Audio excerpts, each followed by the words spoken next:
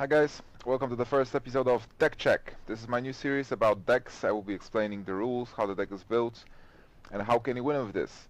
Our first deck that we'll be talking about is Mage deck wins. I had some great success with this deck, winning ESL tournaments, MLG tournament as well. So let's get to the deck and let's get started. So the idea behind this deck is to get your opponent as low as possible, preferably to 10 health, and then Pyroblast them to death. So the cards that will help you do this are mostly minions and a couple of spells. So let's get started with the Leper Gnomes. Leper Gnomes and Mana Worms, those are your 1-drops. Those are really good cards because when regular 1-drops are not very good in Hearthstone, Leper Gnome is always doing some damage. So in the best case scenario, if you're for example playing against a rogue or warrior, they will attack it and they will take 10 damage.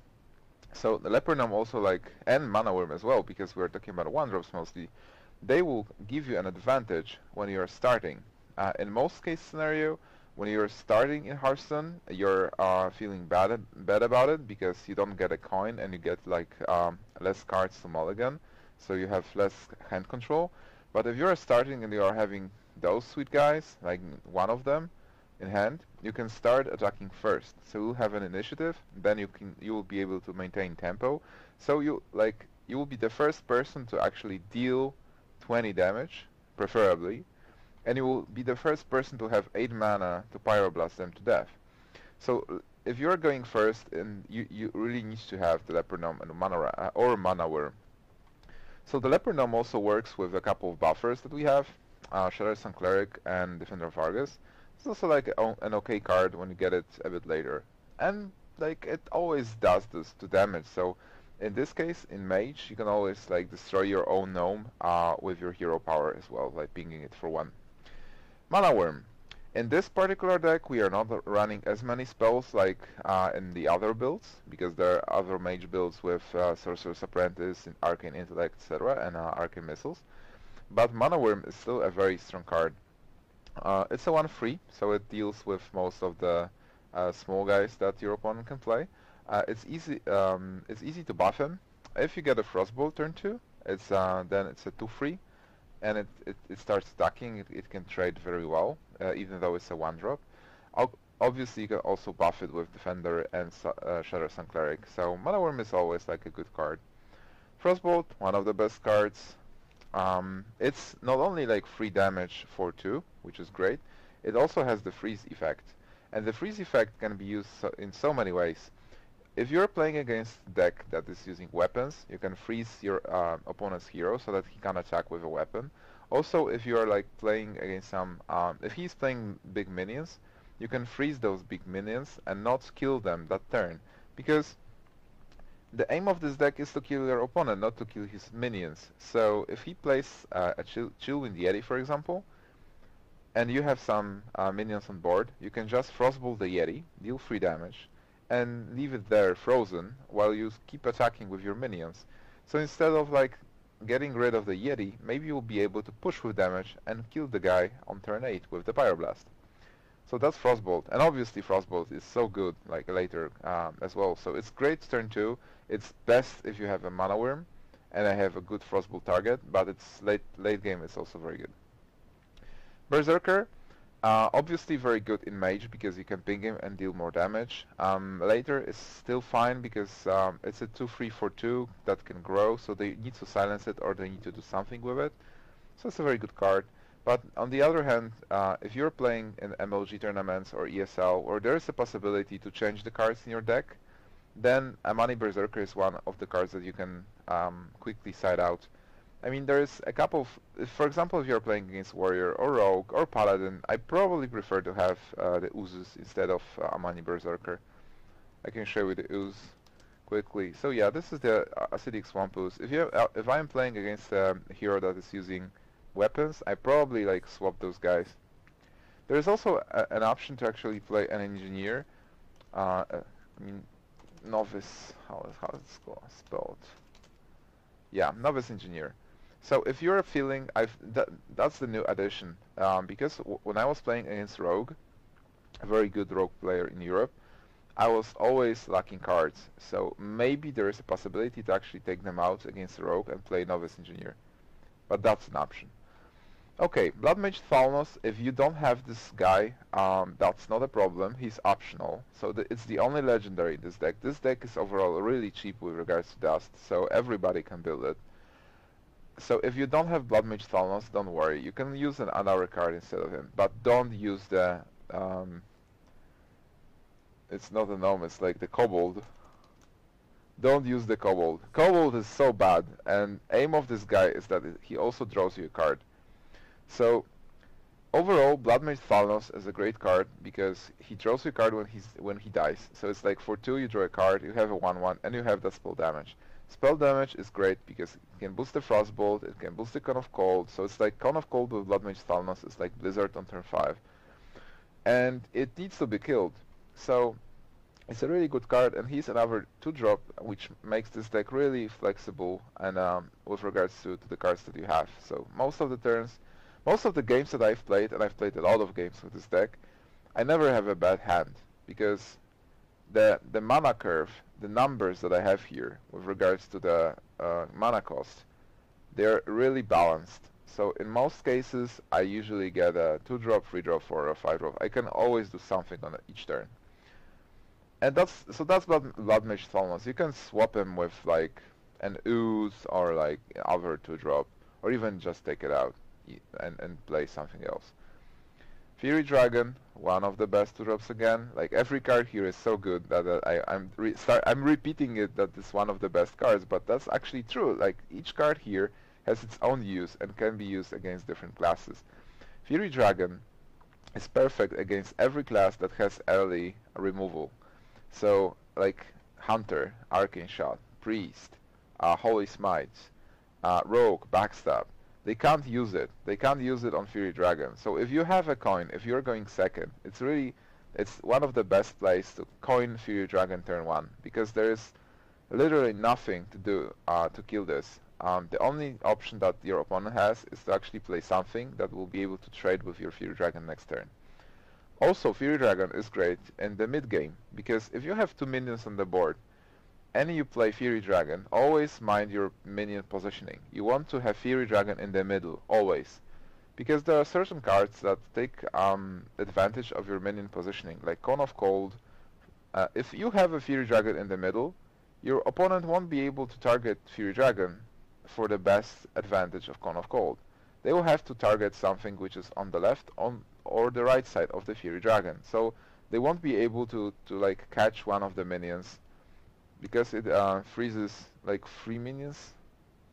Yeah, next to it. Oh, okay, so it freezes minions next to the minion that is being targeted, and they can't target Fury Dragon. So if he's in the middle, they won't be able to target all of your minions on the board. It's the same for like Rogue's Betrayal or Hunter's Explosive Shot. So Fury Dragon, always mind your positioning with regards to minions, and it's also like a really good early aggression. Cone of Cold. Cone of Cold, Blizzard, and Flame Strike. Those are so-called AoE spells, so area of effect. They affect like a couple of minions at the same time. I'm playing one of each. Why is that? Because every one of them is okay as a card. I mean, some of them are better, but everyone is okay. And if you're running like only one, you're really confusing your opponent, because if they see Cone of Cold, they might think, okay, he's not playing Blizzards, he's playing only Cone of Cold. Or he will think that you have another Cone of Cold, so he will try to play around it. Where it's obviously a mistake because you have only one. Blizzard, same. They won't expect it, and when you play it, they will expect the second one. And same with Flame Strike. So having because this is the base build that I'm playing on the tournaments when I'm playing the guy for the first time. After I play the first game, I make certain changes with regards to what class is he playing. So I may be able to get, if he's playing like a deck which is not very fast, I can get Cone of Cold out and get another Flame Strike in. If he's playing an extremely fast deck, I probably would like to have another Cone of Cold. If he's playing like an aggressive Warlock, I would really want to have Cone of Cold to get rid of the Blood Imps. The next card is Acolyte of Pain. Acolyte of Pain is one of my favorite cards really in this particular deck. At first sight, it's a 1-free that will draw you one card because when you play it, they will immediately kill it. But I'm always never playing it on turn 3. Acolyte of Pain mostly enters field on turn 5, so I play Acolyte of Pain and pick him for 1. Then I draw a card. Then they do something to him, and I draw another card. If they are unable to kill it, I will draw like 3 cards out of this guy. Also, I really like to play Acolyte of Pain on turn 7, so play Acolyte of Pain and Defender of Argus. So then it becomes a 2-4, which is really hard to kill with one spell. So Acolyte of Pain is really giving a boost to this deck with regards to card draw. It's with the Azure Drake, those are the only cards that draw you cards, and you really want to draw your Pyroblast and draw some cards that you will be able to play before you go to the Pyroblast turn. So Acolyte of Pain is really good, and some of the people really like Arcane Intellect, but why I think Acolyte is better is that for 3 mana you still will draw 2 cards in most case scenario, because you draw from 1 to 3, but mostly you will draw 2 cards for 3 mana, like Arcane Intellect, but you still get a 1-free dude. What you want, you get a 1-free minion that can be buffed, that can kill something, that can give you card advantage. So Acolyte of Pain is really good. Harvest Golem, if you are having a golden, it's called Harvest Swagolem. So Harvest Golem is a 2-3 for free, and those stats are not that impressive, but when it dies, it creates a 2-1, which gives you a lot of board position and a board advantage, because they need to kill this, and then you still have a 2-1.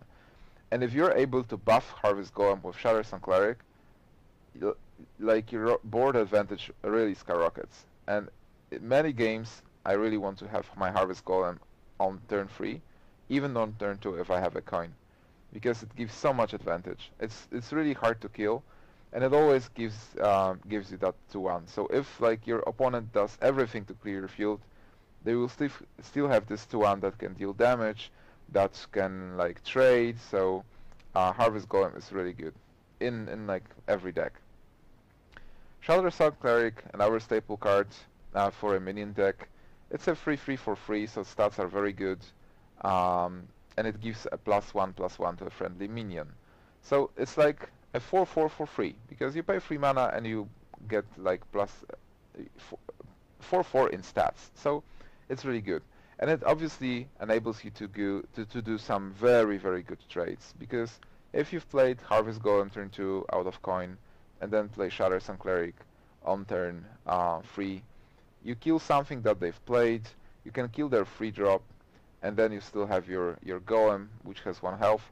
And what's really important, like if you even have Harvest Golem nearly dying, it still deals the same amount of damage if it would be a full health. So Shatter Sun Cleric really good. Fireball, it's very important to mind that Fireball is also a removal card, so it's not only 6 damage to your opponent, you can kill something with it. So if they play something big, you can kill it. If they play Sen'jin Shieldmaster, that's your best answer in this deck.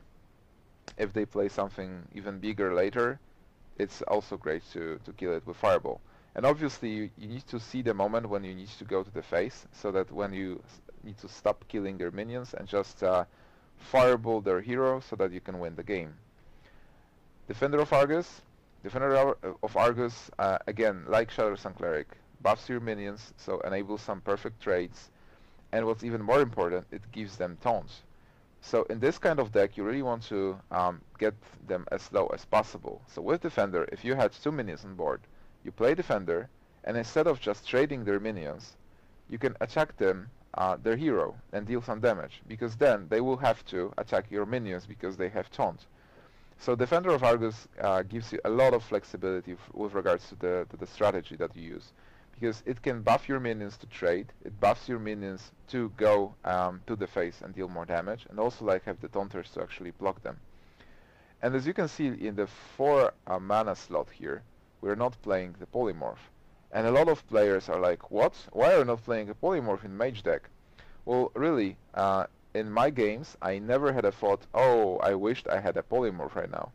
Because this deck can really, well, like, it trades really well. So I can kill everything that's on board till like turn 6.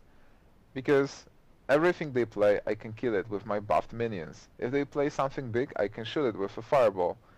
So, and if they have like Divine Shield, I can shoot Divine Shield with my hero power, and then kill it anyway. So I really never have this thought that, oh, I will need my silence or my polymorph to actually get out of this situation. And the aim of this deck is just to deal 20 damage and then kill them with Pyroblast. So it's more rather my opponent is concerned that if I get like 2 more damage, then I'm probably dead. And even if like you get to turn 8 and have your Pyroblast, and if they are like on 13, it's still fine because you deal that damage and then you can finish them off with Fireball or something else. So Polymorph is not a card that you want to have in this deck. And Polymorph is in general not a very exciting card. Blizzard, I've already talked about Blizzard. Blizzard is a really good card. It also freezes, so it's important. So you can use it as an AoE card to kill everything they have, but on the other hand you can just also use it as a tempo card, which means that you freeze their minions, and instead of just killing them off, you can attack their hero to deal some damage, because next turn they won't be able to kill your minions and you will be able to attack with them again. So you keep the tempo, you keep pressuring them so that they drop low and you can finish them off with a Pyroblast. Azure Drakes give you a draw card option, so it's another drawing card, which is important in this deck. Spell damage, so that you can push with damage more. Turn 9, for example, if like it goes to late game, it's really good to have an Azure Drake on board, because then Cone of Cold, Blizzard, like every damaging spell that you have is better. So it's like deals more damage and you can do more with it. But on the other hand, when I'm playing in the tournaments, Azure Drake is the first card as well as Berserker that I can easily side out, because this card is not a key card for this deck. You can easily swap it with something else.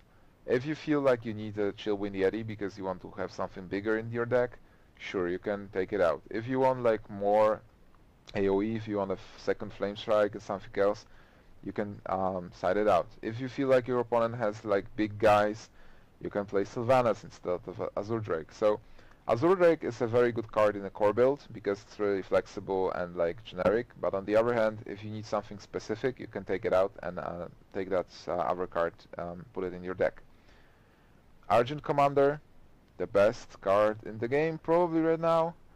So Argent Commander is so good because, and obviously, if you have some free dust, it's the first card. It's the first golden card that you should craft, because you will be playing this in every deck. This card is both an offensive card and defensive card. It's the best card to actually swap the board position. So if your opponent is winning and has some dudes on the board, some minions, you can play Argent Commander, kill their minion, and still have a minion on your side. So this is the best card to actually like swap the tempo to take board control over to your side, because when you play him, he has charge, so you can immediately use this card. You won't be waiting for your opponent to assassinate it or kill it with some spells, or just take the shield out and kill it. You can immediately use the shield that he has to kill something.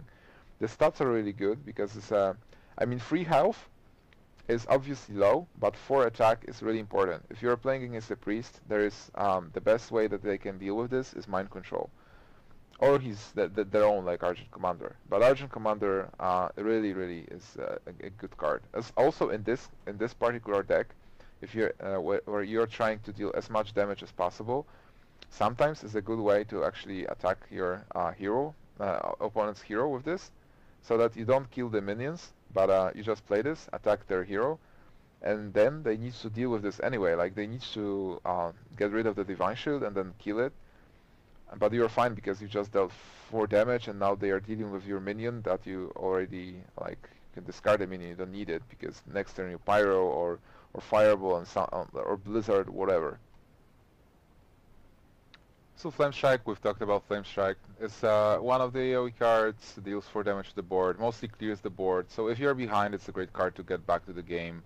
If you're not behind but you want to get rid of the guys to set up the game for the Pyroblast next turn, it's also really great.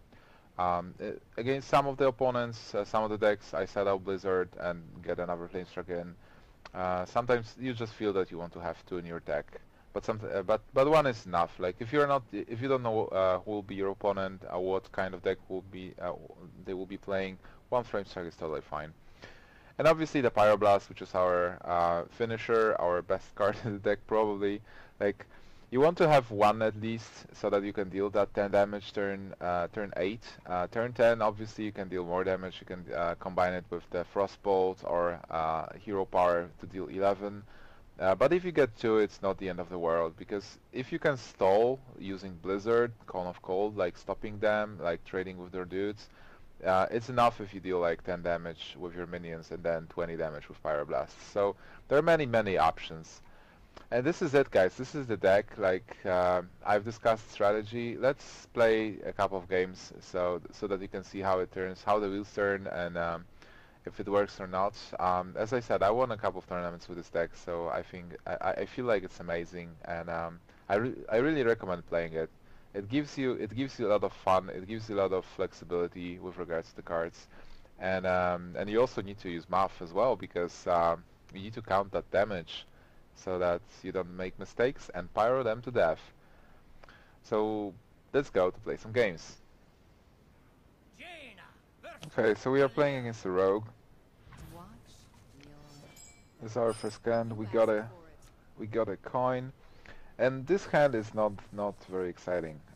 What you really want to have is a 1-drop and a 2-drop, and a better 3-drop than an Acolyte, because Acolyte is mostly later cards. So I kind of want to keep one Defender of Argus, because it's really good again with the Acolyte of Pain, but I'm not sure. So let's just keep the Acolyte, because we can always play turn 2, and then turn 3 we can play something for free.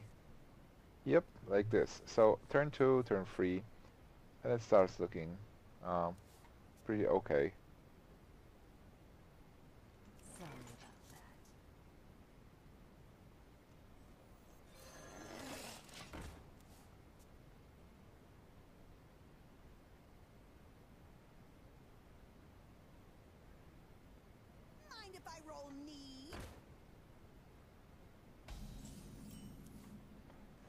Yeah, so as planned we can play like an Acolyte now, but Harvest Golem is also very good against the Rogue. I feel like Harvest Golem might be even better now, and obviously when we play the coin, this mana worm will get bigger. So I prefer Harvest Golem even. We can keep Acolyte of Pain for like later. We still have a couple of cards that we can play next turn, so it's fine. If we attack this guy, he draws a card, but we can get rid of the board. So currently we have board position, and hopefully you can start dealing damage next turn.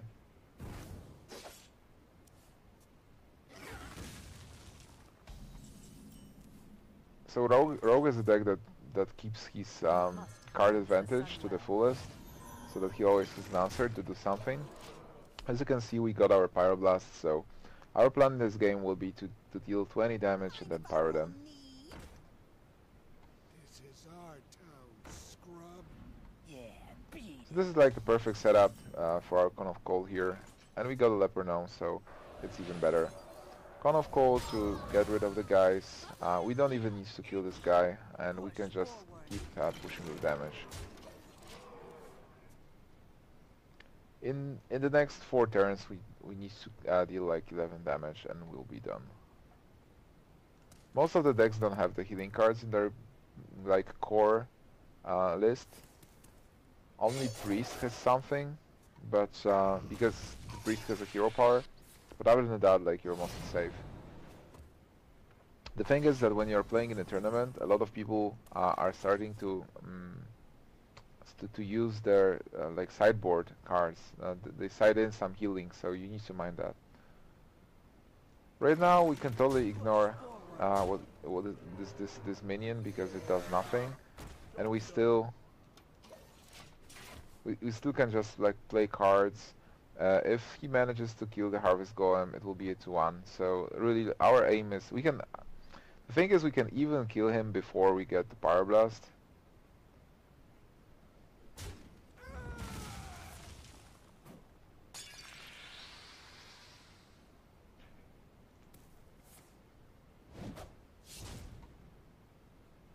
Okay, not bad. But still, he takes 3 damage.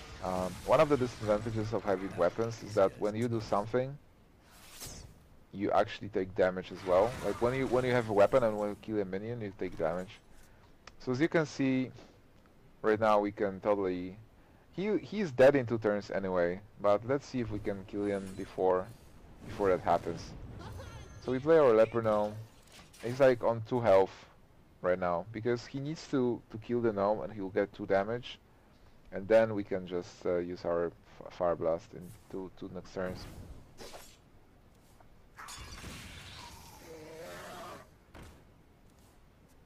So he's trying to get, as you can see, he's trying to get the board position, board control, and he got it, but right now we don't care about it. And we don't even need the Pyroblast here, because we can use the Archer Commander. So yeah, this is how it works. We just deal damage, get board position when needed, and let's get to game 2. Okay, and welcome to game 2. This will be a Mage versus Mage mirror. Let's see how it goes. I'm going first, there is no coin. And I will mulligan those 2 cards and leave Harvest Golem. So we got a lot of swag, but we don't have turn 1, turn 2. Let's see how it works against the Mage.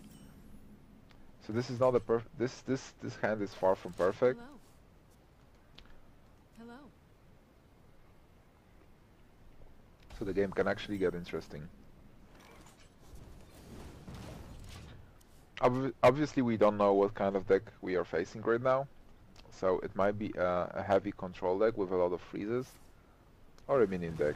Seems like the guy is having the same hand as we have. So now we can start. Now we can start playing cool cards. We play Harvest Swogolem because he's full of swag and he's a golem. And this card is very good against a mage. Because when he kills it, he needs to get rid of it to 1. He obviously can get rid of it with Fire Blast, but that's always like 2 mana that he needs to spend, so... Let the pain speak to me. Acolyte is not bad, but we can deal with Acolyte right now very easily. Just buffing our golem and trading here. So he draws a card, but on the other hand we have like 2 free dudes on the board. And as you can see, it's enough if we deal 10 damage with our minions. And just live to turn like 8. Okay, so what now? We can buff this guy and deal 4 damage and ping it to kill it. And I think that's the best option. Because we'll still have it to 1 after that. Oh, we are not even dead after this, so this is even better. So we were able to buff our guy, and it still lives. And if he pings it for 1, it will turn into a 2-1.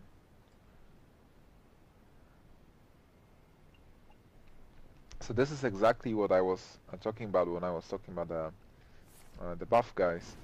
They totally cheat like the trading system. And I still have 3 minions on board, so he needs to do something. He has a lot of cards in his hand, 9 cards. But can he do something? Cone of Cold would be probably good. Doesn't have anything. This is interesting. So I'm not even sure what to expect next turn. So for now I will just deal that damage that I need to deal because of those 2 Pyroblasts. And I think Argent Commander, because it's not really easy to deal with it if it has a Divine Shield. If I'm somehow able to deal those 4 damage next turn, maybe he will die from 1 Pyroblast. Seems like this game is really one-sided right now. Can I kill him this turn? How much damage do I have? 6, 8, 12. Yes, I can kill him this turn. So I fireball his dude. I attack him for 12. He has 2 life. I play Leopard Nimsh and kill the Nimsh and say we'll play. This is game. So it's one-sided, but pretty cool if you ask me. So as you can see, like our starting hand was really bad, but on the other hand, it was fine. So welcome to the third game. All 3 games were in the 3 stars Masters League. So that those are not random games against unranked players. Those are actually a high 3-star Masters games. So our hand looks pretty good. Turn 2, turn 3. We don't have the coin, but that's fine. Acolyte. We can probably leave the Acolyte as well to draw some cards. So let's keep this hand.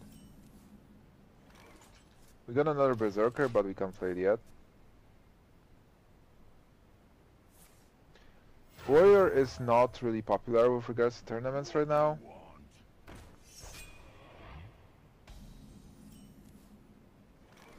And Warrior does not definitely play Frostwolf Grunt. But well, let's see. Maybe this guy has a strategy for the Frostwolf Grunt. He has a Fury War Axe, which is very good, because Fury War Axe will enable him to actually take control of my board right now. I mean, to a point, because if I play Harvest Golem, he needs to kill it, and then I will have a 2-1 which kills his 2-2.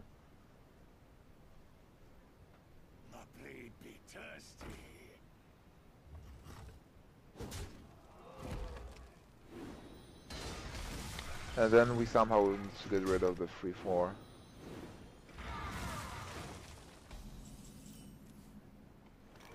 Fireball to the rescue. Totally fine.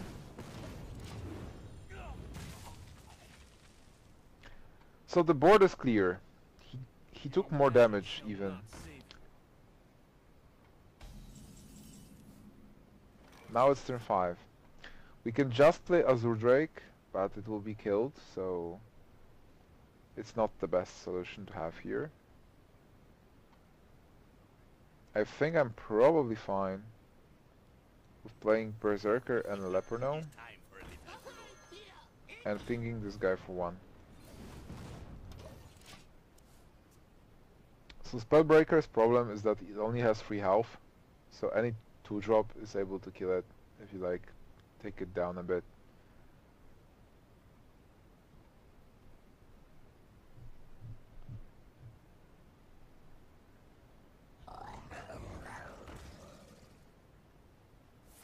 Okay, so we now probably know why he was playing the 2-2 Taunter, because this guy's deck is really like depending on the setup with the big guys that he wants to protect. But on the other hand, it's probably fine for us right now. So we can kill it with a ping and attack. We can kill it with like, I think Frostbolt is better because we don't lose the Gnome and Gnome can deal even more damage. So I'll just play an Acolyte, Frostbolt this, and attack for 2. The plan is to deal as much damage as possible again, and to get him to the Pyroblast range.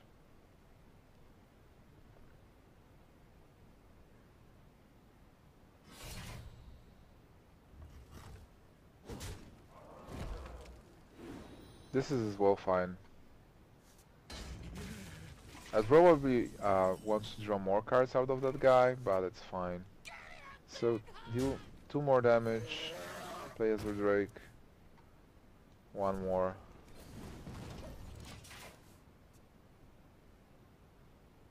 You probably need to kill Azure Drake, but then it's fine with us because he gets being damaged.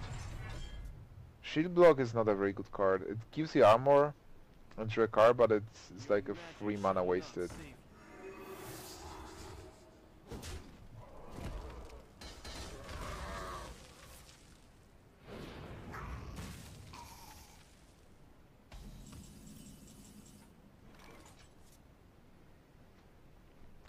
Okay, so what do? We can actually play an Acolyte, ping it on a Cone of Cold this.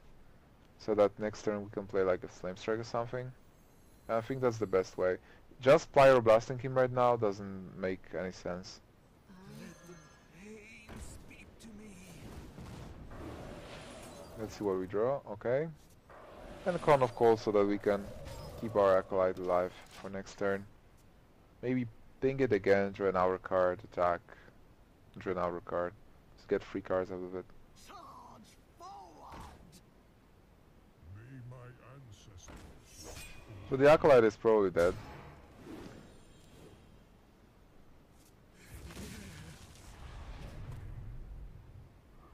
And now we can cast like Blizzard. Yeah, so we have 4 mana. We don't need Flame Strike because everything is mostly set up to get 2 damage. This guy can ping it. So it's 5, 7, 8. And Flame Strike we can use Flame Strike like later.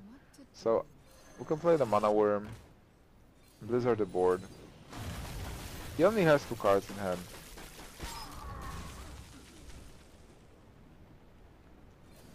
Kill this dude. Yeah, so as you can see, like this deck has drawing power. It has a lot of cool cards as answers. A lot of options, like every turn you can decide what you want to do. Right now we can play the Argent Commander and actually buff it and kill this. And it's more important right now to get the board position instead of just dealing damage. Because if we get him low enough, then we can just kill him in 2 more turns.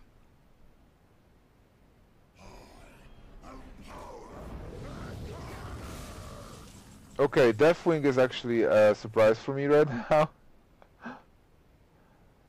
So, we will need to Pyro Deathwing. It's 15 cards, well played. Well played. We need to Pyro Deathwing, this is interesting.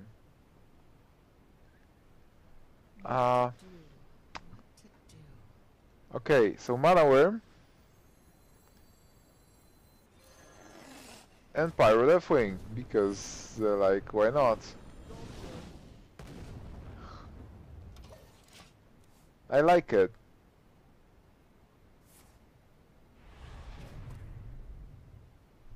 What does the future hold? I mean, this is a really cool thing that I'm showing to you guys. This is not pre-recorded, this is live. I mean, okay, this is recorded when I'm recording this, but anyway. Flame Strike Deathwing, yes.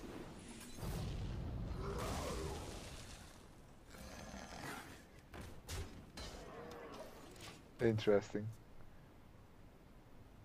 Now I'm getting a bit concerned because like I should expect anything in his deck. Like Sarah Malagas. I think I need to kind of go all in right now.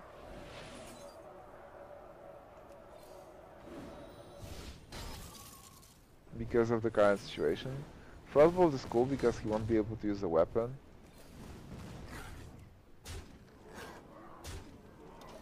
So we have a setup to kill him next turn if he doesn't play anything. I mean, he will armor up, so okay, we'll be 1 short. Not bad. He'll play. Okay, not bad. Yeah, he'll kill the worm. He's not killing the worm. What is this guy doing?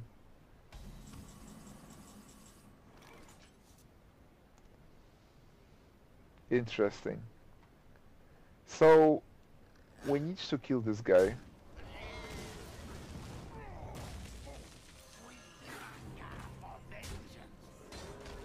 And the question is if he can deal 8 damage out of this card that he just drew. We have 9 cards in our deck, he has 11. This game is getting pretty amazing if you ask me. Okay, I think Azuric will soon seal it. So we can deal 4 damage, we can deal 5 damage here. And I think it's fine, like... He shouldn't be able to deal more. So he's almost dead. He is like, he draws one last card. If this card can deal with our Divine Shield Argent Commander, then it's good. If not, we want this. This is not the card he wanted. So well played, sir, well played. Let's see what we have. Nothing special, so this is the game. And this is, guys, how this deck works. I hope you enjoyed this. This was the first episode of Deck Check. Tune in for the next episodes when I will be talking about our decks. I hope you had fun. Again, like, if you have any comments, questions, or if you just want to say that you liked it, please go to the comment section. And yeah, I will be waiting for your feedback. So thank you for watching, and see you soon.